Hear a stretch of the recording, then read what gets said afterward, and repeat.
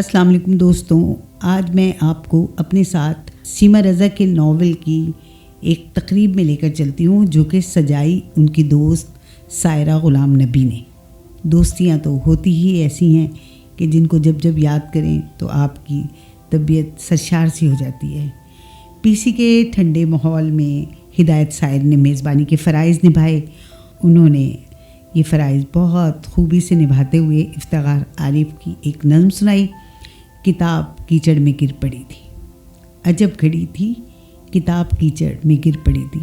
افتخار عارف کی اس نظم نے ماحول پہ ایک سحر سا طاری کر دیا۔ دوستوں کی محفل تھی۔ عشق ابن السبیل اس کا نام ہے، جو علامہ اقبال کی نظم سے اس کا عنوان لیا گیا ہے، اور جس کے معنی ہیں مسافر، راہگیر یا مسافر۔ بہت اچھی اچھی باتیں سننے کو ملی، سیکھنے کو ملی، اور اس تقریب میں ہر طرف یادوں کی روشنی اور خلوص نظر آ رہا تھا۔ مہمان سب ایک دوسرے سے گئے وقت کی باتیں کر رہے تھے اور آنے والے وقتوں کے لیے پھر سے ملنے کی دعائیں تھیں۔ اس ناول کے کچھ خوبصورت جملے میں نے بھی نوٹ کیے تھے۔ اس میں سے ایک جملہ آپ سب کی نظر ہے کہ کسی کی بے گناہی ثابت کرنا دنیا کا سب سے مشکل امر ہے۔ جبھی تو مقدمات زندگی بھر چلتے رہتے ہیں مگر مقدمے کا فیصلہ نہیں ہو پاتا۔ اور ایک اور مکالمہ کہ زندگی کیا ہے، ہنگامہ دوراں اور اس سے منسلک کہانیاں۔ ایسے ہی بہت سے خوبصورت جملے آپ کو اس ناول عشق ابن السبیل میں ملیں گے، جو کہ تحریر سیما رضا کی ہے۔ اس نے سیما رضا کے لیے نئے راستے کھول دیے ہیں۔ انہوں نے کرداروں کو، واقعات اور ان پر بیتے رویوں کو ایک یاد رہ جانے والے منظر نامے میں تحریر کیا۔ تقریب کی مہمان ڈاکٹر رخسانہ صبا، جو کہ مدرس بھی ہیں، شاعرہ بھی ہیں اور تحقیق سے بھی گہرا تعلق ہے، ان کی رائے نے اس ناول کو مزید معتبر بنا دیا، جب انہوں نے فرمایا کہ ناول ہو یا افسانہ ابلاغ ہونا چاہیے۔ سیما رضا کے ناول کے مرکزی کردار گو کہ مرد ہیں، خاتون نے تحریر کیے ہیں، اور اس تحریر کیے ہوئے ناول کی بہترین بات یہ ہے کہ اسے بڑے توازن کے ساتھ تحریر کیا گیا ہے، اور خالص معاشرتی ناول لکھتے ہوئے خیر و شر کے ساتھ عشق کی تفسیر، جس کی سرحدیں تصوف سے جا ملتی ہیں، جس سے ہمیں بہت کچھ سیکھنے کو ملتا ہے۔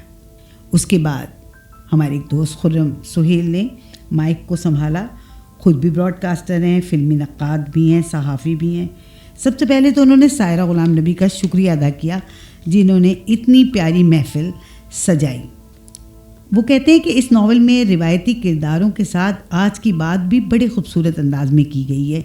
انٹرنیٹ سے لے کے واٹس ایپ تک کا بھی ذکر ہے، اور سائرہ غلام نبی کی موجودگی اس بات کی دلیل ہے کہ سیما رضا کی ناول میں سچے لکھاریوں کی تمام خوبیاں ہیں، اور موجودہ عہد سے جڑا ہوا یہ ناول کہانی میں آخر تک تجسس قائم رہا ہے۔ یہ ان کی تحریر کی خوبی ہے، اور یقیناً ان کا یہ سفر رکنے والا نہیں ہے، اور اس بات پر تو تالیاں بجنی ہی تھیں۔ تحریر کا سفر نہ رکے تو بہت اچھا ہے، کیونکہ اس سے ہمیں بھی تو بہت کچھ پڑھنے کو ملتا ہے، سیکھنے کو ملتا ہے۔ پھر مائک اخلاق احمد صاحب کے سامنے آیا۔ یہ ایک ایسا نام جو کثیر الاشاعت اخبار جہاں کے لیے لازم و ملزوم رہا۔ ایک عرصے تک انہوں نے اپنے فرائض نبھائے ایز اے مدیر، اور صحافت کے ساتھ ساتھ وہ خوبصورت تحریروں کے مصنف بھی ہیں۔ 2 افسانوی کتابیں تو ان کی میں بھی پڑھ چکی ہوں، اور یقیناً یہ سفر جاری ہوگا۔ ان کا دست شفقت ہم جیسے جونیئر مصنفین کے لیے اعزاز ہے۔ ان کی آمد سے ہی محفل میں اپنائیت کا ماحول بن جاتا ہے۔ انہوں نے اپنے مخصوص دھیمے لہجے میں کہا کہ سائرہ غلام نبی ہو، سیما رضا یا غزالہ رشید، میرے لیے یہ وہ بچیاں ہیں جو یاد کے آنگن میں کھیلتے کھیلتے بڑی ہوئیں اور اپنی ذمہ داریاں نبھاتے نبھاتے کامیاب ہوتی گئیں۔ اور پھر انہوں نے کہا کہ مختصر سے وقت میں تحریر کا جائزہ لینا بڑا مشکل کام ہے، لیکن یہ ضرور کہوں گا کہ تخلیق لطف اٹھانے کے لیے ہوتی ہے۔ لطف آئے تو سرشار ہو جائیے، نہیں تو کسی اور تخلیق کی جانب رخ کیجیے۔ ہے نا کتنی پیاری بات؟ ناول، افسانہ، کہانی کو قاری تک کمیونیکیٹ ہونا چاہیے۔ یہی بات رخسانہ صبا نے بھی کہی۔ پھر انہوں نے کہا کہ وہ بساط بچھانا جانتی ہیں، اور ناول ایک تکنیکی کام ہے، جس میں بے ترتیبی ہو جائے تو ناول کی بنیادیں ہل جاتی ہیں۔ اب دیکھیے نا کتنی خوبصورت باتیں ہمیں اس طرح باتوں میں سیکھنے کو مل جاتی ہیں۔ ہمارے اس پیاری سی محفل جو کہ دوست کے لیے دوست کی محفل تھی، اس کی صدارت کے فرائض محترم زیب اسکار صاحب نے سنبھالے، جو ایک کوہنہ مشق صحافی ہیں اور ہمارے لیے استاد کا درجہ رکھتے ہیں۔ بڑی دل جمعی سے سب کو سنا اور سب کے نام بنام تعریفی کلمات ادا کرتے ہوئے ناول اور افسانے کے بارے میں اپنی قیمتی آراء سے ہمیں نوازا، آگہی دی اور مختصر ترین کلمات میں فرمایا کہ مختصر افسانے کے معیارات بہت تبدیل ہو چکے ہیں۔ یہ افسانے معنوی اعتبار سے اسٹرانگ ہوتے ہیں اور اگر بہت زیادہ اسٹرانگ ہو تو یہ تحریر یاد رہ جاتی ہے۔ اس تعارفی تقریب میں ایک اور تقریب کا بھی تعارف تھا۔ راجہ شہزاد شاہ جو نیوزی لینڈ کے رہائشی ہیں اور ان کا سنایا ہوا افسانہ صحیح عشق بھی سوچ کے نئے در کھولتا ہوا محسوس ہوا۔ بہت اچھی، بہت باوقار محفل جس میں بہت سارے دوست شریک تھے۔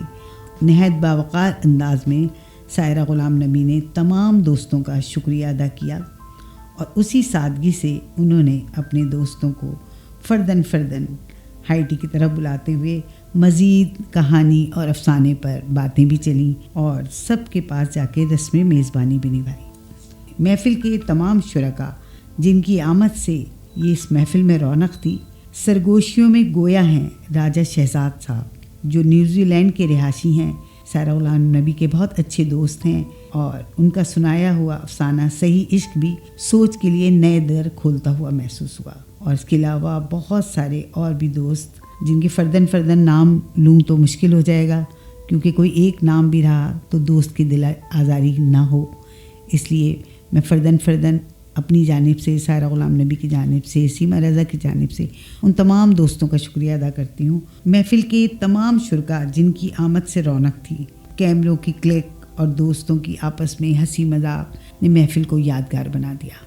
مجھے یقین ہے کہ اس محفل میں جب آپ یہ سب سنیں گے، دیکھیں گے تو آپ کو بھی ایسا ہی محسوس ہوگا کہ آپ ہمارے ساتھ تھے اور ایسے ہی ہمارے ساتھ جڑے رہیے گا۔ پھر ملتے ہیں کسی اور افسانے، کسی اور کہانی، کسی اور ایسی بات کی جانب جو یاد رہ جائے۔ اللہ تعالیٰ آپ کا نگہبان۔